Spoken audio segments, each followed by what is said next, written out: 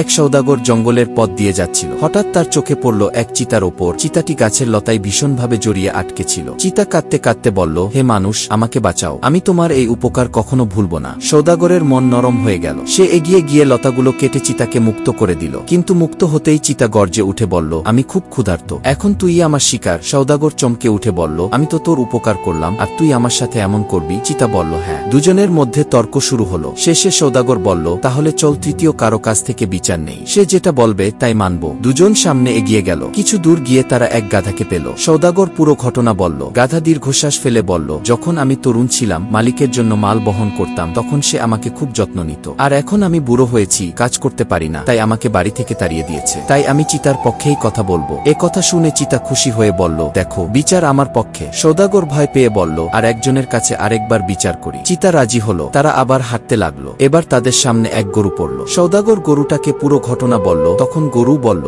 যখন আমি দুধ দিতাম, মালিক আমাকে খুব ভালোবাসত, আর এখন বুড়ো হয়ে দুধ দেই না, তাই আমাকেও বাড়ি থেকে তাড়িয়ে দিয়েছে। তাই আমিও চিতার পক্ষেই কথা বলবো। তখন চিতা খুশিতে হেসে হেসে বলতে লাগলো, দ্বিতীয় বিচারও আমার পক্ষে, এবার তোমাকে খেতেই হবে। তখন সওদাগর অনুরোধ করলো, শেষবারের মতো আরেকজনের বিচার নেই, তারপর তুমি যা চাইবে তাই মেনে নেব। চিতা কিছু ভাবলো, তারপর বলল, ঠিক আছে, শেষ সুযোগ দিচ্ছি। তারপর তারা এগিয়ে গেল। কিছু দূরে এক দরবেশকে পেল। সওদাগর পুরো ঘটনা শোনানোর পর বলল, হুজুর, এবার আপনিই বিচার করুন। দরবেশ মৃদু হেসে বললেন, আগে আমাকে সেই জায়গাটা দেখাও যেখানে চিতা আটকে ছিল। তারপর তিনজন মিলে সেই জায়গায় গেল। দরবেশ বললেন, আগে চিতাটাকে ঠিক আগের মতোই গাছের লতার সাথে বেঁধে দাও, আমি নিজে দেখে নেব কিভাবে কি হয়েছিল। সওদাগর চিতাকে আবার বেঁধে দিল। চিতা আবার আটকে গেল যেমন করে সওদাগর তাকে খোলার চেষ্টা করেছিল। দরবেশ বললেন, থামো, এটাই ন্যায় বিচার।